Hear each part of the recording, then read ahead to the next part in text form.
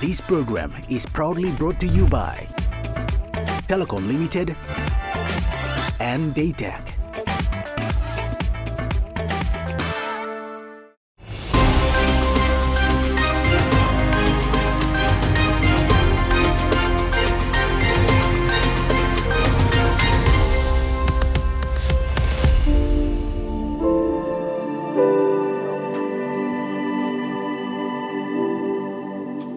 Reducing maternal and child mortality is a major and critical development target for many countries around the world.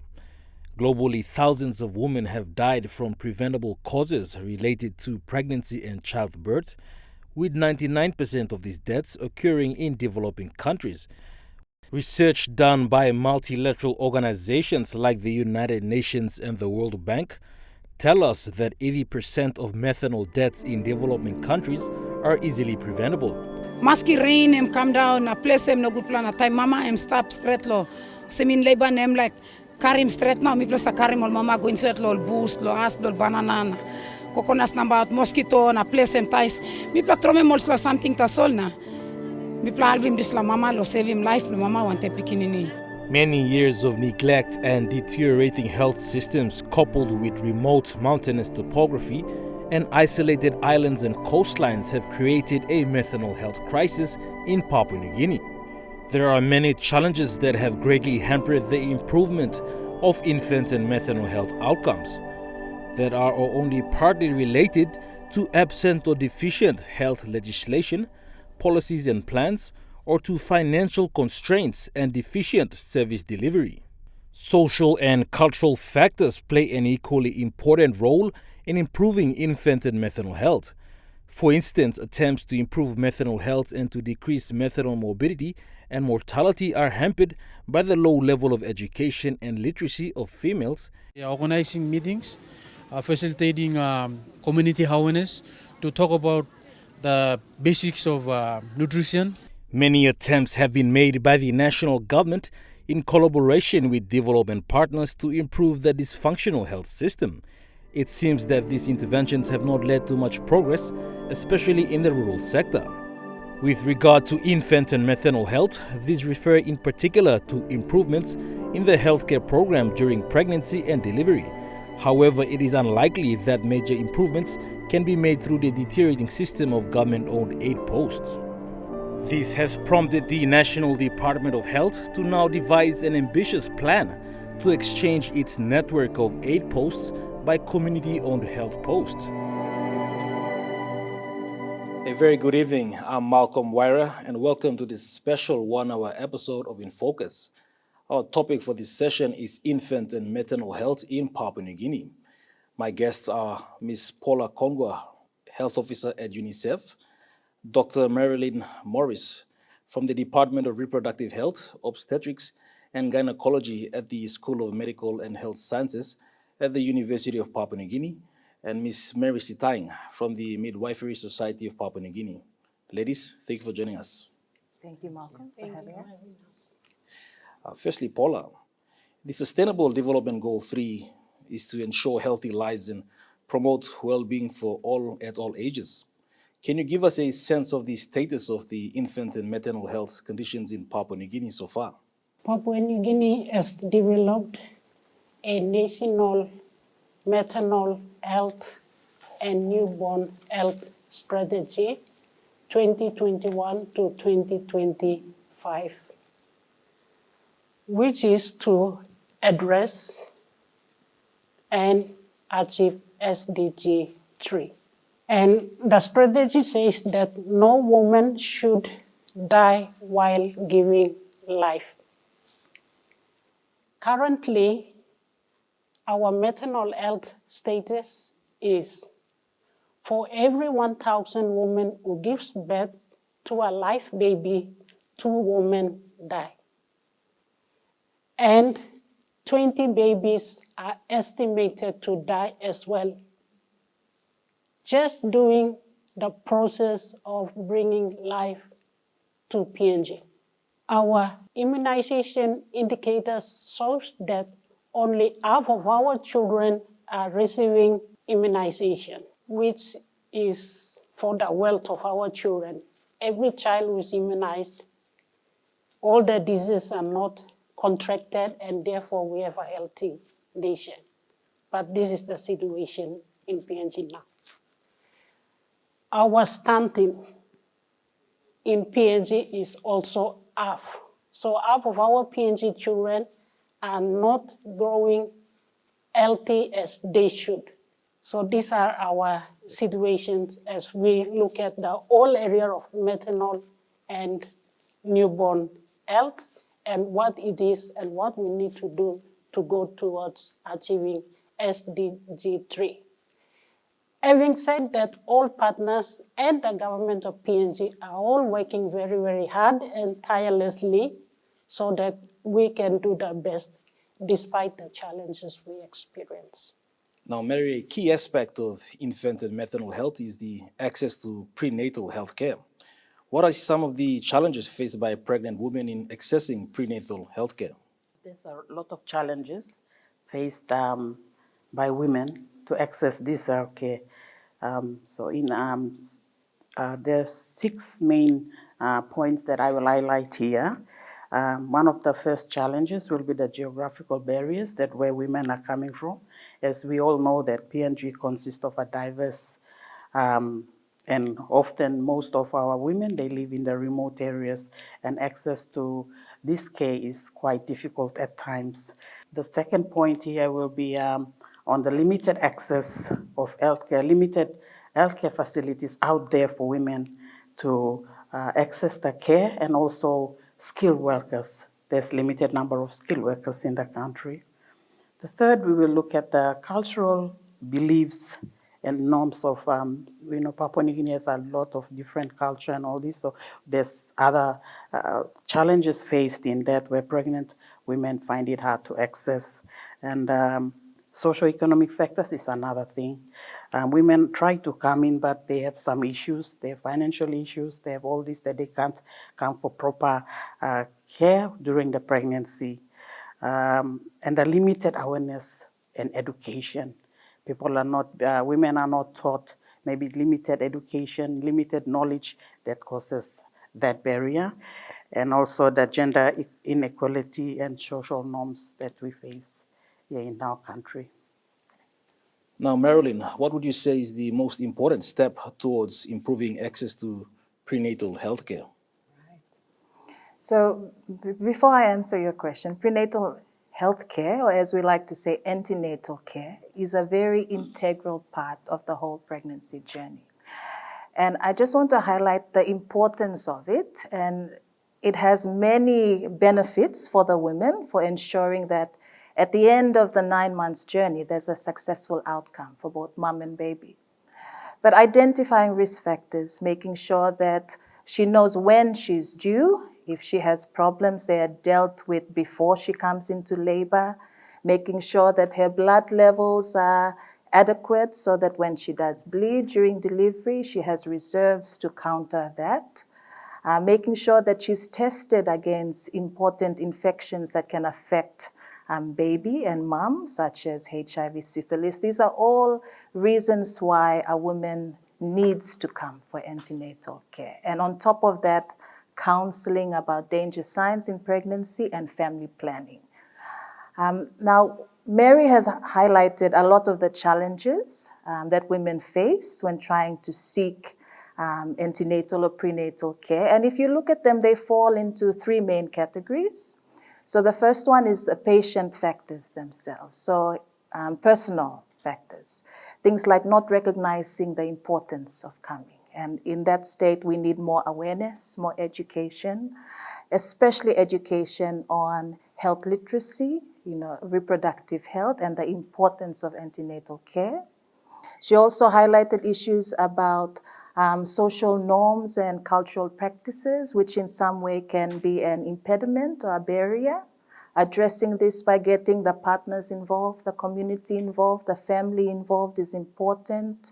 She also highlighted things like accessibility issues, so physical barriers, so transport, cost, making sure that the geographical terrain, the challenges of getting women to where they need to access services. Those are the important things, including infrastructure. So all those things need to be improved. And then again, at the health facility, most times women don't want to come to the clinic if they know they're going to wait a long time to be seen. Okay. So the waiting time is one thing. Women sometimes have competing responsibilities. They don't want to leave their children at home, come sit hours in the line waiting to be seen by the midwife, the doctor, the nurse. They have so many other things to do. Also, another thing is how we as health workers can respond. So our attitudes being more acceptable, more welcoming is another thing. Having the resources there at the clinic to help them. Simple things like the scales, the blood pressure machines, the iron tablets, the fan sitter that these women need to ensure a comprehensive care for them and their baby. So the resources. So if you look at it, the ways that we can improve access are multifactorial. Improving them from the woman's side, so identifying that there is an importance. Improving accessibility, and then improving the services at all levels. And to support that, you also need to improve education, also need to improve roads, infrastructure, and we also need collaborative input and support.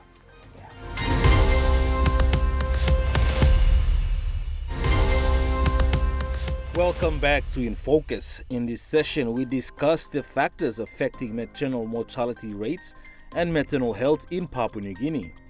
Now, Paula, maternal mortality rates in Papua New Guinea are quite in the high stages compared to other countries.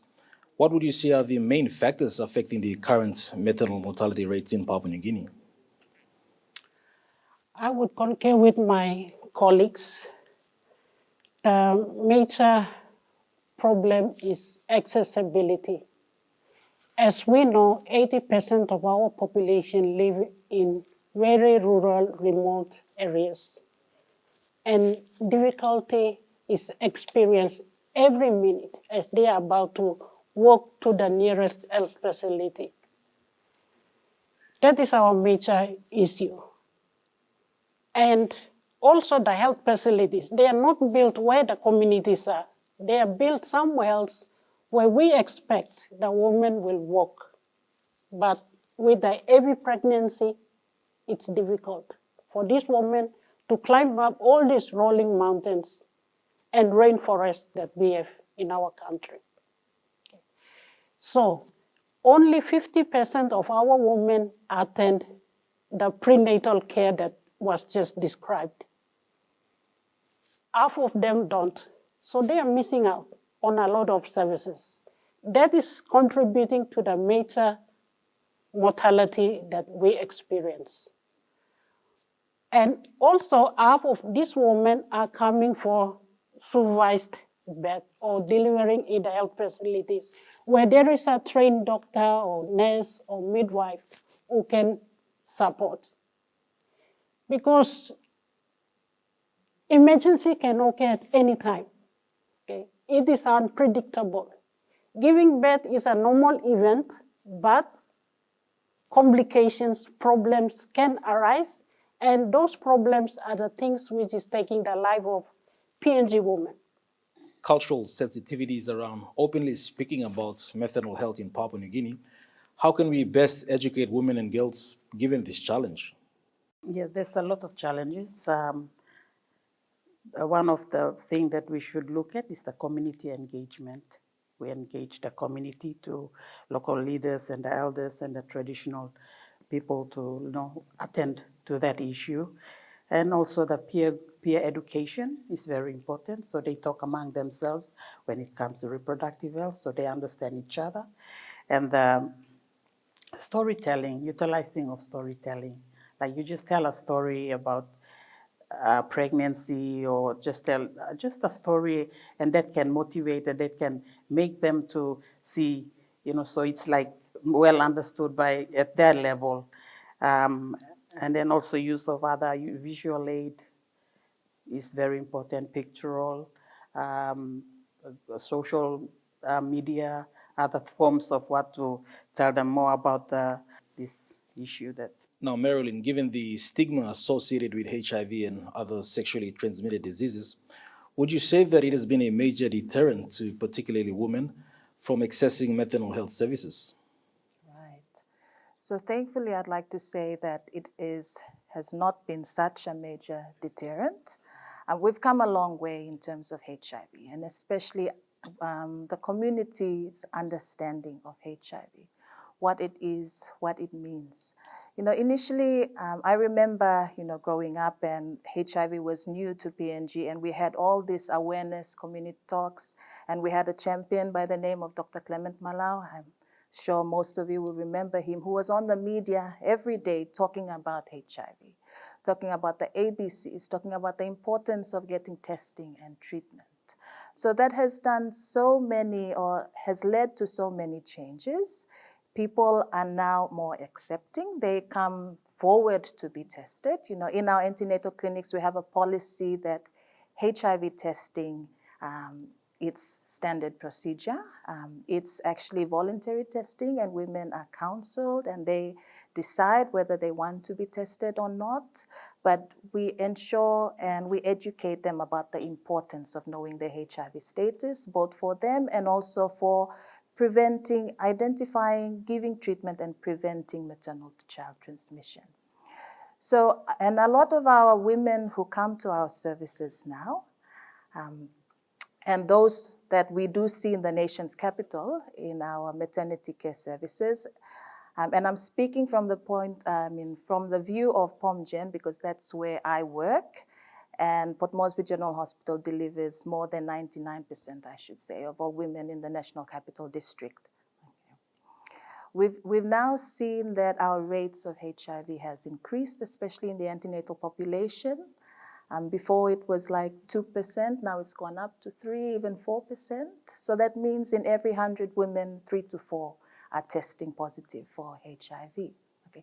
But they come because they want to be tested, they want to get treatment, and they want to prevent transmission to their babies.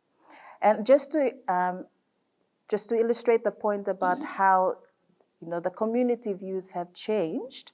So last week I took my students up to Sogeri, and we have this 3-monthly Sogeri program where we go and do health awareness and we help out in the facility. And part of the program, we do a condom distribution exercise. So we usually go to 9 Mile Market, 8 Mile Gordon's Market, and we distribute condoms. And when I was a student, about 10, 15 years ago, okay, people were very reluctant or reticent to be seen holding condoms, to be given condoms. They would ask questions like, why on earth are you coming to give this? We don't need it. Okay. We don't go and sleep around. But when we went there last week with the students, we just came out of the bus, put the box, and they just grabbed the condom boxes out of our hands. So that acceptance, that awareness, that demand is there, and it has really changed people's perception.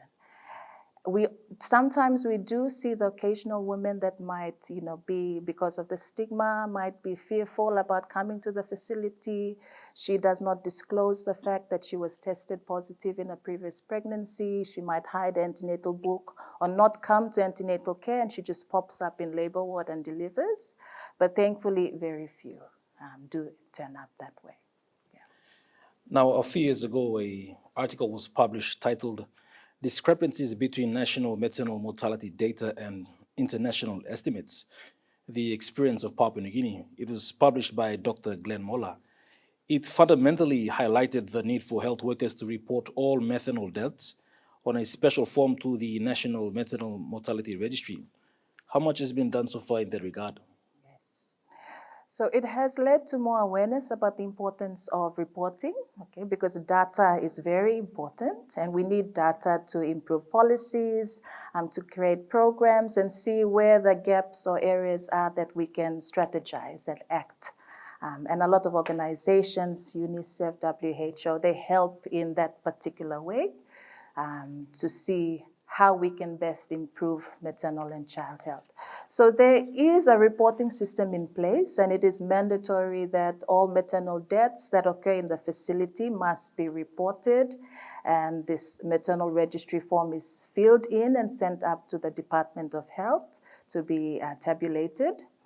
But the real challenge is out there in the rural, remote areas. And that same paper also stated that for women in the remote areas with no access to basic maternity health care services, their rates of dying in pregnancy are 9 times higher than women who actually live within the urban area and therefore have access to healthcare. And it's those women out there that often we do not know about. They're not brought to our attention. They die in the villages. They die trying to get to the facility. Therefore, they're undocumented. They go underreported. So there is a lot of data out there that's not captured well, but we are trying.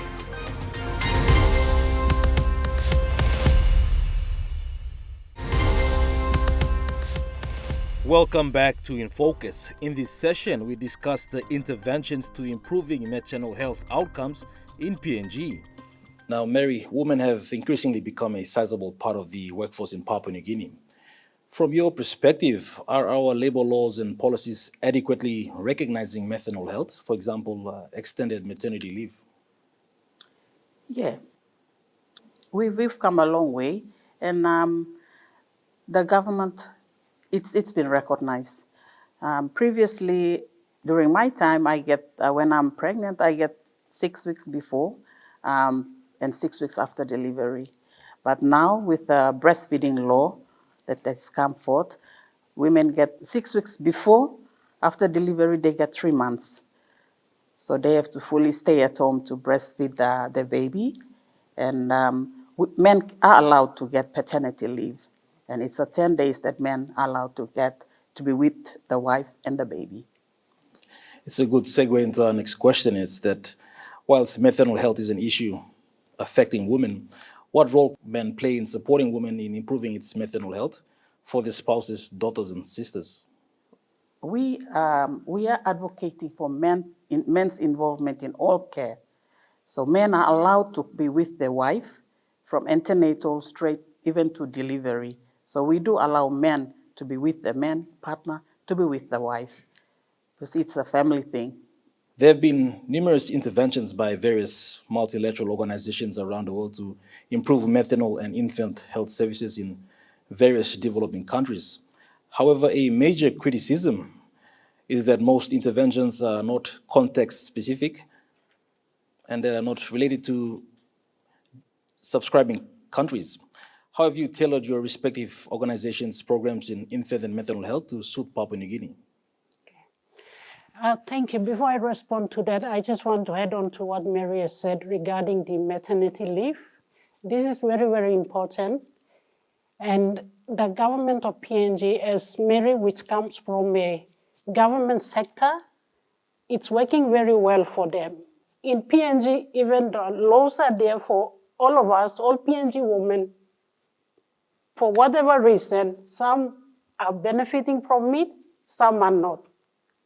So I'd like to advocate that the laws of this land should be equally for everyone, and especially for maternity leave, because we advocate about better well-being, reducing our debt, and it all starts from pregnancy, where the baby is growing inside, and delivering the baby, and the care needs to continue, at least for the first 6 months.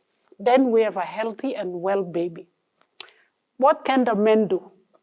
He's the leader of the home.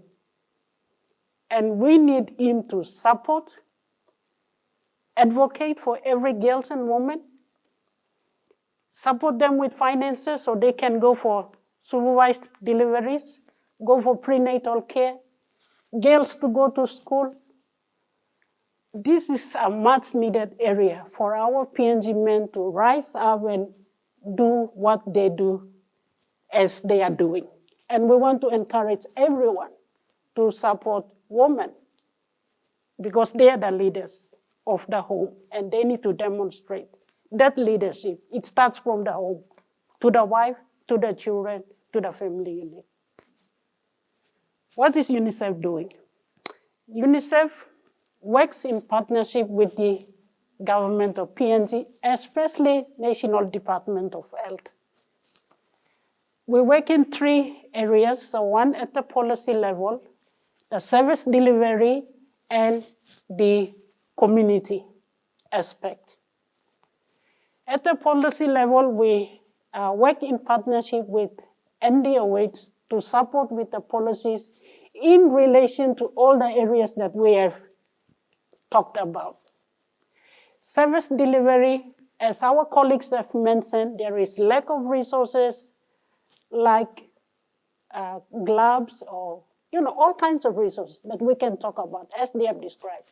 UNICEF supports with that, renovating health facilities, supplying oxygen and cylinder, all of those resources which are needed, trying to build the capacity of our healthcare workforce so that they are at a level where they can provide quality care.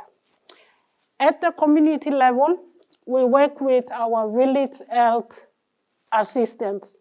These are a group of experienced women who are passionate, women and men, who are passionate about supporting their communities, supporting their tribe, knowing what's important.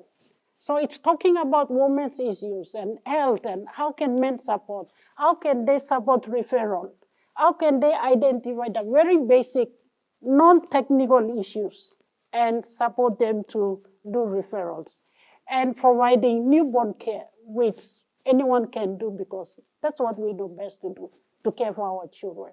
So those are the areas that we do support. And then the final one is emergencies. So any emergencies, UNICEF also supports and work in partnership with our other UN family, and we support and work.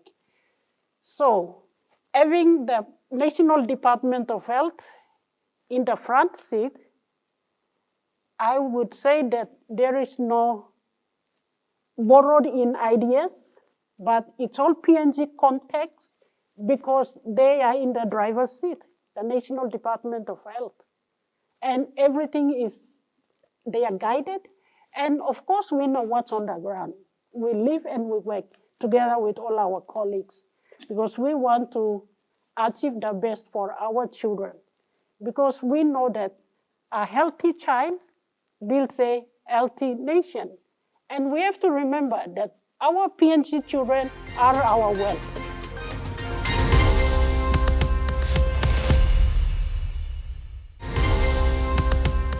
You're watching Infocus. In this session, we look at infant and child health in Papua New Guinea.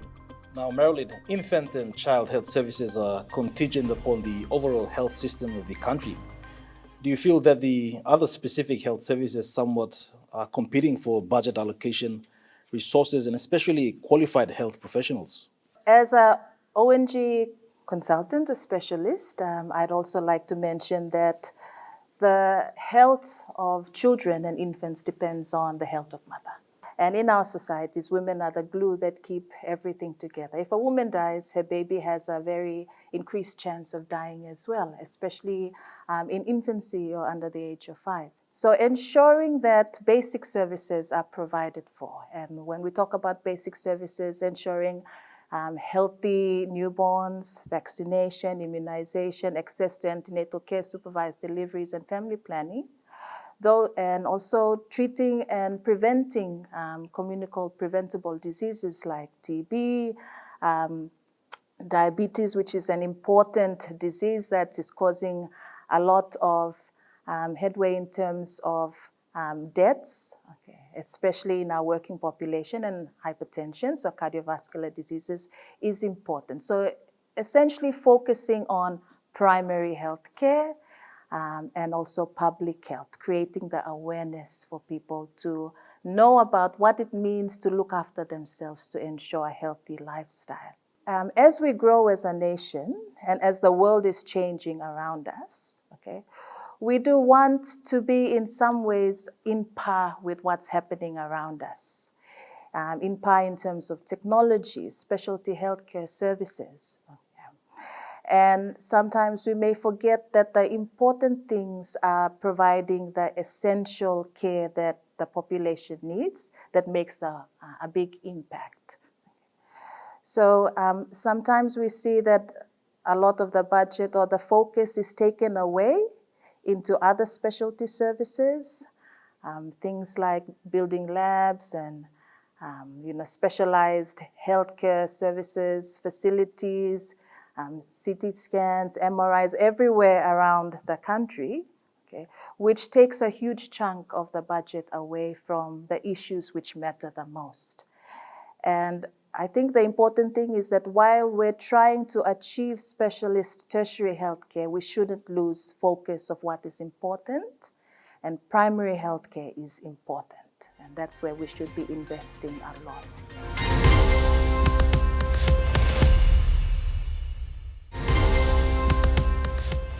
You're watching Infocus. In this session, we examine midwifery and birth-attendant training in Papua New Guinea. Now, Mary, is PNG adequately producing qualified midwifery and birth-attendant health workers? We have an issue here. We don't have enough midwives in the country.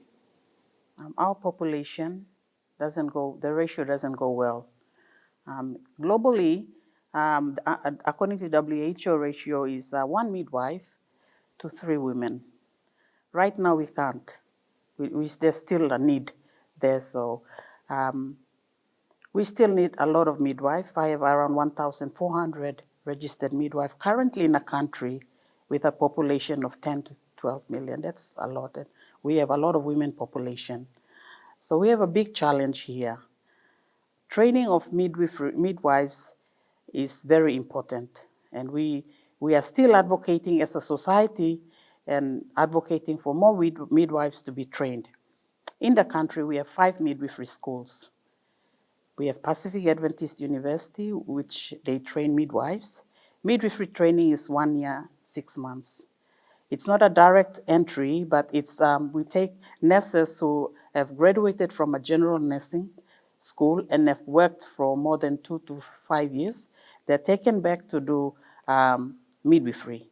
So they do midwifery for 18 months and they're posted out. There's a lot of challenge that midwives face out there with the limited number they have. Like, for example, I look after Port Moresby General Hospital. I'm the nurse unit manager for the labor ward there. There's a lot of work there. Even I have 42 midwives on the ground working 3 shifts. Still, there's not enough. And that's the big hospital I'm talking about, but out in the country, out in the province, the district, and the health facilities, they're having more issues than us. They have 1 midwife to look after the population of that area, which is a great need. And we have embarked on the government of the day a couple of times. We've made awareness, we've pleaded with them to at least look into training more midwives. We have OSAID that trains our midwives. They put money into training midwives in the 5 schools. UNFPA, they do contribute in training the midwives, fund the midwives. UNICEF does that. WHO does that. When will our government invest in training midwives of this country? We need the government to come in. We've been advocating. We want the districts to come in. We have 93 districts, if I'm right. If the districts get a midwife each, and the provincial hospital look at training 3 to 5 every year, we will have a lot of midwives. Because we have a lot of issues around mothers dying, babies. So the midwives are specially trained to look after women and babies. We have other healthcare workers that also assisted, and we have some training where midwives can't be right in the remotest area. We have the community health workers there. And there's also some training, like they upskill them. And that's the program that Professor Mola runs. Upscale the community health workers to identify issues and the risk that the women will go through and refer them early to a proper care where she can be taken care of during her delivery. So yes, we do have a lot of issues, but we're working towards it and working hard on that. And there's another issue that I want the country to know, that we have midwives that are trained. They go back and they don't have positions. When you train someone, you give them a position to work on. These midwives, when they come for training, they go back and they just work as a nurse. So how can you attract them to stay where they are? So they look for greener pastures outside. So we lose some midwives through that as well.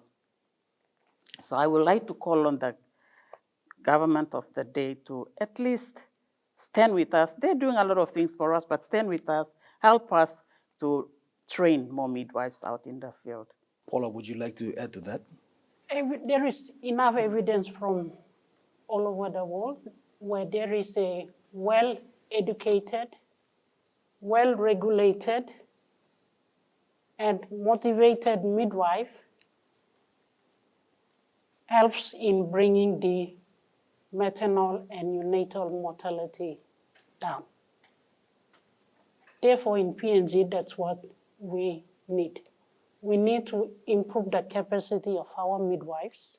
We need the government to create positions. Right now, as the Midwifery Society president had said, there is no midwifery positions. And so there is no motivation. Therefore, that's the first place. And then we train. Then we equip them with the resources, and we mobilize them to support and work at the primary healthcare level, where it is close to our women and children who are in the rural areas. And as we know, our terrains are not very good. So we need to be out there. And that's what a midwife is to be doing.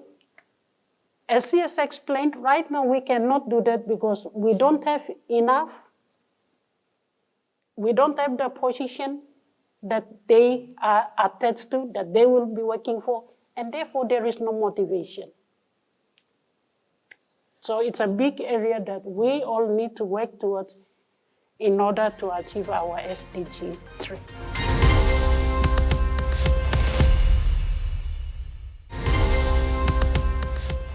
Now, finally, Marilyn, are traditionally trained midwifery practices compatible in the current context in Papua New Guinea? Very good question, Malcolm. Okay.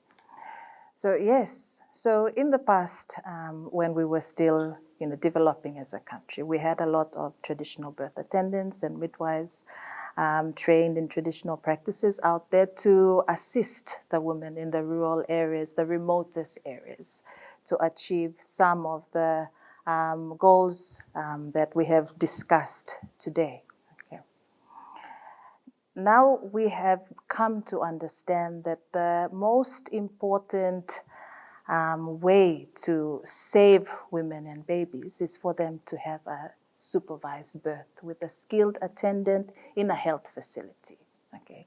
So that's where we are strategizing or going towards, supporting supervised deliveries by skilled birth attendants, midwives, upskilled CHWs, HOs, doctors, in a health facility that has all the resources available to deal with issues when they arise.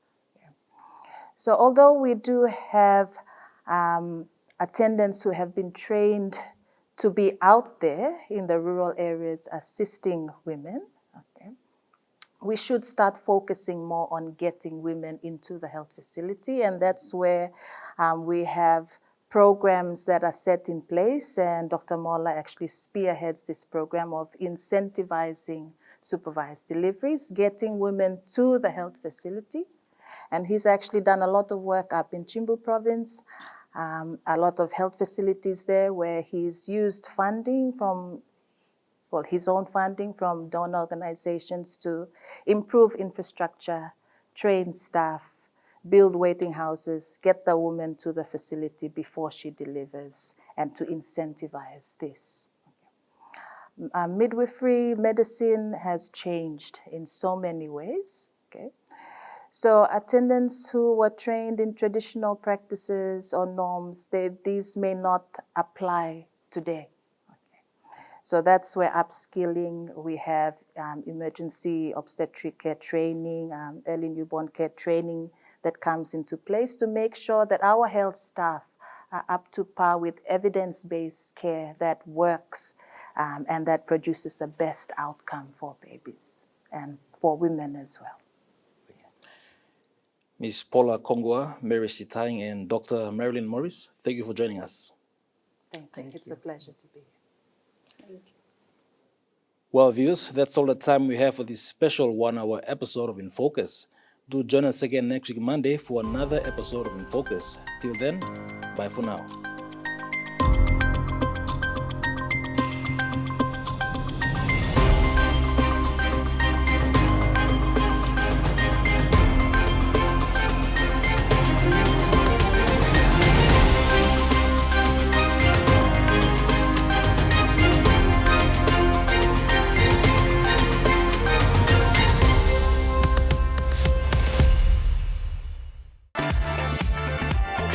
This program was proudly brought to you by Telecom Limited and Daytech.